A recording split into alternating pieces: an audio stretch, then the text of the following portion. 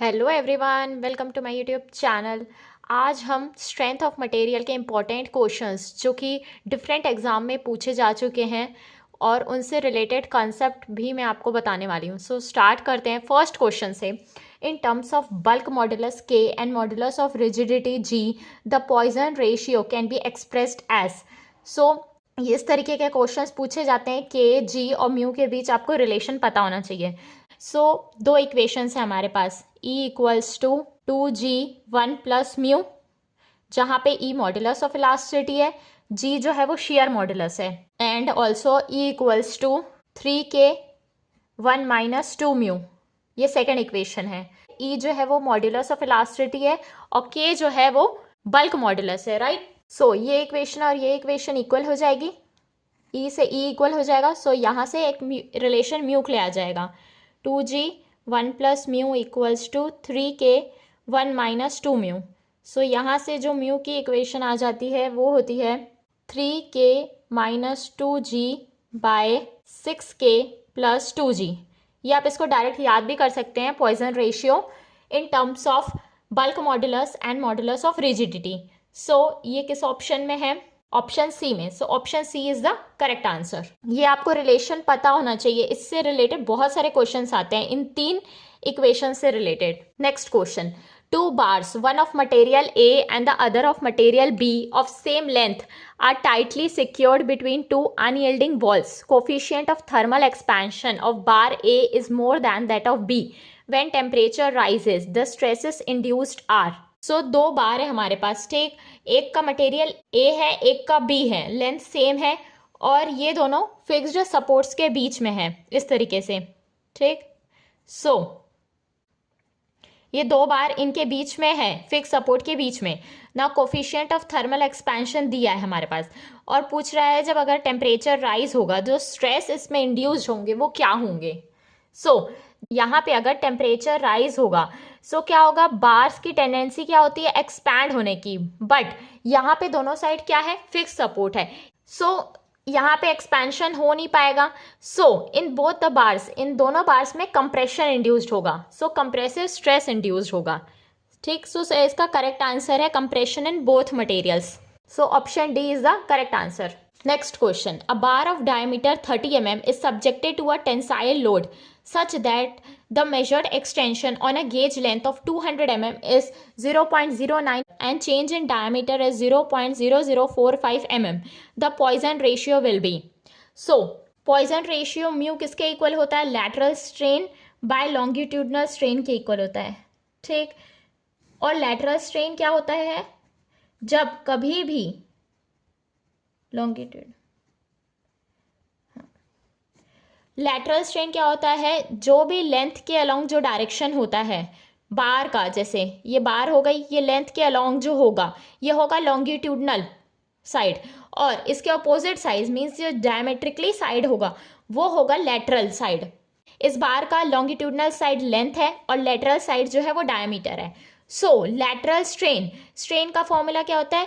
Change in length bye original length. यहाँ पे lateral strain में डायमीटर में कितना चेंज आया? डायमीटर में जो चेंज आया है वो कितना है? 0.0045 बाय डायमीटर ओरिजिनल है कितना? 30। नाउ लॉन्गिट्यूडनल स्ट्रेन मतलब लेंथ में कितना स्ट्रेन है? 0.09 बाय 200। इसकी वैल्यू फाइंड कर लेंगे, this will come out to be 1/3। Option B is the correct answer. Next question, a 2 meter long bar of uniform section 50 mm square extend 2 mm under a limited axial stress of 200 Newton per mm square. What is the modulus of resilience for the bar? Modulus of resilience क्या होता है? सबसे पहले क्या है? Energy stored up to elastic limit per unit volume, means जो भी energy stored होती है इलास्टिक लिमिट तक पर यूनिट वॉल्यूम में वो होती है modulus of resilience. Modulus of resilience का फॉर्मूला ये होता है, एनर्जी होता है, तो एनर्जी का क्या हो जाएगा formula? Half of stress into strain, area under the stress strain curve. ये हो जाएगा हाफ ऑफ स्ट्रेस कितना ऐड कर रहा है? 200। स्ट्रेन कितना है हमारे पास? स्ट्रेन मतलब change in length bye original length. कितना चेंज आया है लेंथ में 2 mm और बार की लेंथ क्या है 2 मीटर, सो ये हो जाएगी 2000, सो ये हो जाएगा 1/10 means 0.1 units. So option A is the correct answer. Next question. The stress at which a material fractures under large number of reversal of stress is called A. Endurance limit, B. Creep, C. Ultimate strength, D. Residual stress. So इसका correct answer है endurance limit। जिस stress पे एक material fracture हो जाता है बार बार उसमें stress आने के बाद, वो होता है endurance limit. Next question. A round steel bar of overall length 40 centimeter consists of two equal portions of 20 centimeter each having diameters of 10 centimeter and 8 centimeter respectively. If the rod is subjected to a tensile load of 10 tons, the elongation will be given by E equals to 2 into 10 raised to the power 6 kg per centimeter square. Elongation पूछा है हमसे, right? So elongation due to tensile load, elongation due to tensile load, ये मैंने आपको बताया है अपने एक लेक्चर में। जो एलोंगेशन होता है डेल, वो किसके इक्वल होता है, summation of P L upon A. So कितने बार कितने सेक्शन है हमारे पास, 2 सेक्शन है हमारे पास। सो ये हो जाएगा P1 L1 by A1 into E plus P2 L2 by A2 into E. Modulus of elasticity same है मटेरियल की। नाउ क्वेश्चन हमारे को टन्स में दिया है, हमको वैल्यू किस में कन्वर्ट करनी पड़ेगी, केजी में, क्योंकि मॉडुलस ऑफ इलास्टिसिटी केजी में गिवन है। ठीक, सो 1 टन इक्वल्स टू कितना होता है, 1000 केजी होता है। 1 टन किसके इक्वल होता है, 1000 केजी के, राइट। सो यहाँ पे हम P की वैल्यू है 10 टन को केजी में कन्वर्ट करेंगे। देन लेंथ, जो फर्स्ट पोर्शन है उसकी भी लेंथ सेम है और जो सेकेंड पोर्शन है उसकी भी लेंथ सेम है, लोड भी सेम है, ये हो गया 20। नाउ एरिया अलग अलग है, फर्स्ट का डायमीटर क्या है 10, सेकेंड का डायमीटर है 8। सो ये π/4 इंटू 10 स्क्वायर हो जाएगा into E 2 into 10 raise to the power 6। यहाँ पे π/4 d square 8 square into 2 into 10 raise to the power 6। इसको आप डायरेक्ट भी लिख सकते हैं कैंसिल आउट करके, क्योंकि ऑप्शन आपको इस तरीके के फॉर्म में दिया हुआ है। सो ऑप्शन के हिसाब से आपको वैल्यू लिखनी रहेगी। So option A is the correct answer.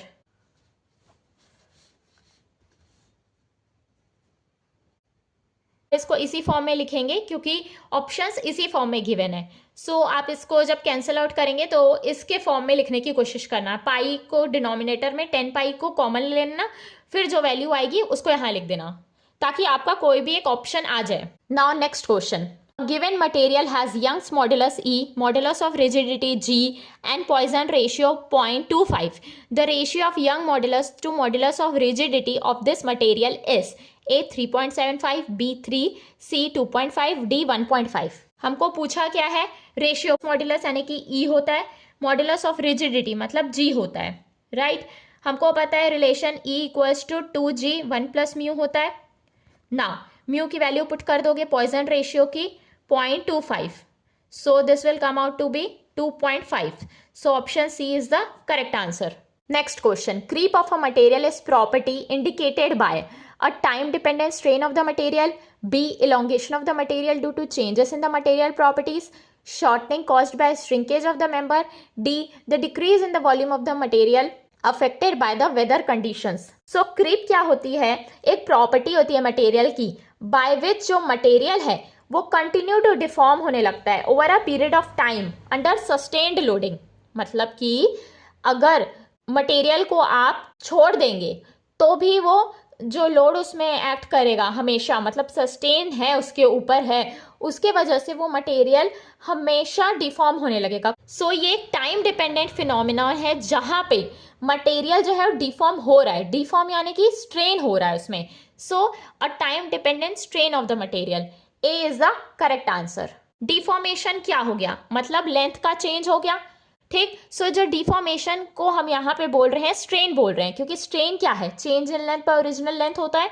So creep एक time dependent strain of the material होता है। Next question. Resilience is a maximum strain energy, B recoverable strain energy, C total potential energy, D shear strain energy beyond Hooke's law. इसका correct answer है B, recoverable strain energy. Resilience एक property of material होता है to absorb strain energy. Strain energy को वो कितना absorb कर सकता है जब उसको हम इलास्टिकली डिफॉर्म करते हैं। फिर उसके बाद जब हम लोड हटा देंगे सो वो एनर्जी जो है वो रिकवर्ड हो जाए। और एरिया अंडर जो होता है load deformation curve with in elastic limit, वो होता है रेजिलेंस। रेजिलेंस एक कैपेसिटी होती है मटेरियल की ताकि वो स्ट्रेन एनर्जी को एब्जॉर्ब कर पाए। जब हम उसको डिफॉर्म करते हैं इलास्टिकली, उसके बाद अनलोडिंग, जब लोड आप हटा दो उसके बाद वो एनर्जी फिर से रिकवर हो जाए, उसको बोलते हैं हम रेजिलेंस। मैं आपको डेफिनेशन एग्जैक्ट टेक्निकल टर्म्स में बताना चाह रही हूँ ताकि जो एग्जाम में पॉइंट पूछे तो उस तरीके से आप लिख पाएं। Next question, elastic limit is the point A up to which stress is proportional to strain, B at which elongation take place without application of additional load, C up to which if the load is removed original volume and shape are regained, D at which the toughness is maximum। Elastic limit वो limit होती है जब एक material से हम loading हटा देते हैं इलास्टिक लिमिट के पहले, सो जो ओरिजिनल डायमेंशन है उसका वो वापस आ जाता है। जब हम लोड को हटाते हैं सो उसका जो ओरिजिनल जो शेप है वो वापस आ जाता है, उसको बोलते हैं हम इलास्टिक लिमिट। इसकी डेफिनेशन क्या है इलास्टिक लिमिट की मैं बता देती हूँ। When a material is unloaded before elastic limit, original dimension of the member is regained instantly.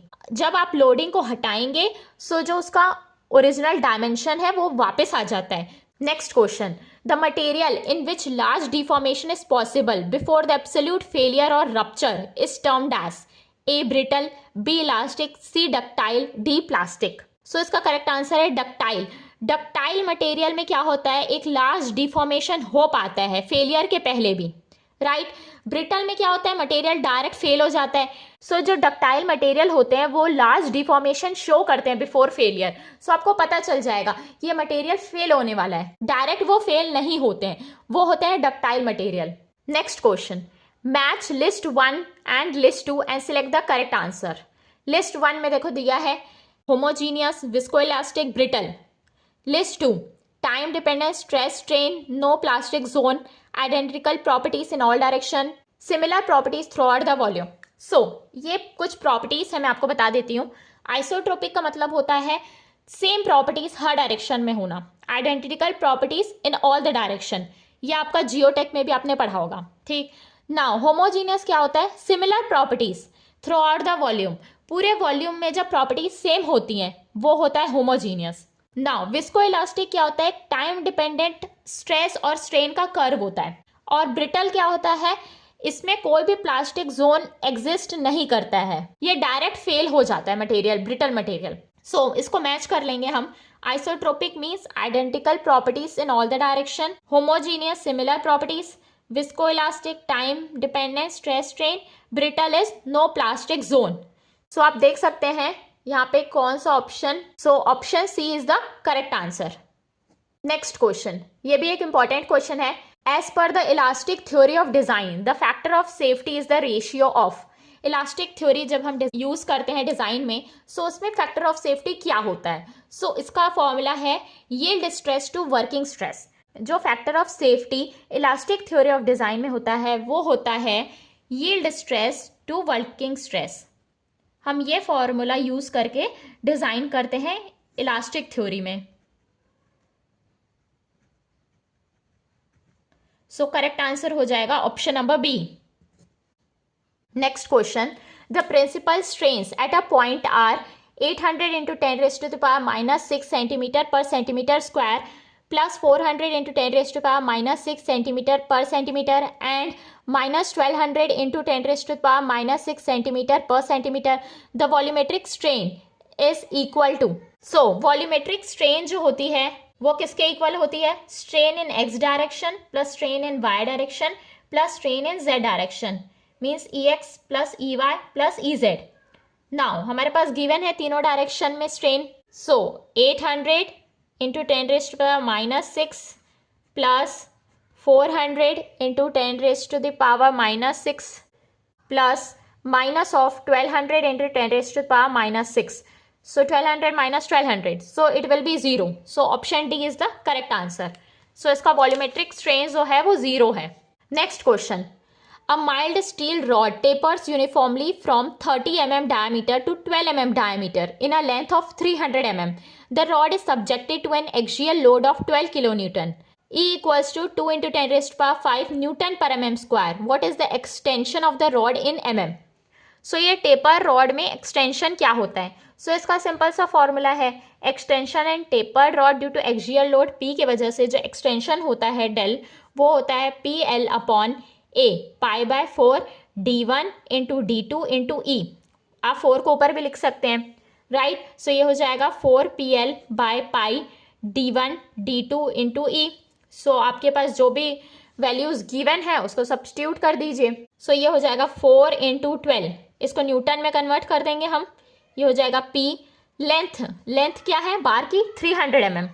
सो ये हो जाएगा 300 by pi into D1. D1 क्या है 30 और D2 क्या है 12. नाउ मॉडुलस ऑफ इलास्टिसिटी क्या गिवन है 2 into 10 raised to the power 5. So यहाँ से ये कैंसिल हो जाएगा. This will come out to be 1 by 5 pi mm. So the correct answer is option number D. Next question. If a material has identical elastic properties in all the direction, it is said to be A. elastic, B. isotropic, C. orthotropic, D. homogeneous. जब material की properties हर direction में same होती है तो वो होता है isotropic material. So option B is the correct answer. Next question. A metal bar of 10 mm diameter when subjected to a pull of 23.5 kilonewton gave an elongation of 0.3 mm on a gauge length of 200 mm. The Young's modulus of elasticity of the metal will nearly be. So हमारे को क्या पूछा है? Young's modulus पूछा है, right. So basic जो formula होता है मॉडुलस ऑफ इलास्टिसिटी का वो क्या होता है? स्ट्रेस बाय स्ट्रेन होता है. नाउ स्ट्रेस किसके इक्वल होता है? Force by area, right. Strain किसके इक्वल होता है? Change in length bye original length. So P कितना गिवन है? पुल 23.5 किलो न्यूटन में ही ऑप्शंस है तो इसको हम चेंज नहीं कर रहे हैं. बाय एरिया, डायमीटर सर्कुलर बार है सो एरिया क्या हो जाएगा? पाई by 4 D square pi by 4 into 10 square. Now change in length क्या है? इलोंगेशन कितना है? 0.3 mm का. टोटल लेंथ कितनी है? Gauge length 200 mm. सो इसकी वैल्यू आप फाइंड कर लेंगे कैलकुलेटर से तो डायरेक्ट आ जाएगा ये वैल्यू 200 किलो न्यूटन पर mm square. So option A is the correct answer. अगर आपको मेरा वीडियो पसंद आया सो प्लीज़ वीडियो को लाइक करें और मेरे चैनल को सब्सक्राइब करें. Thank you.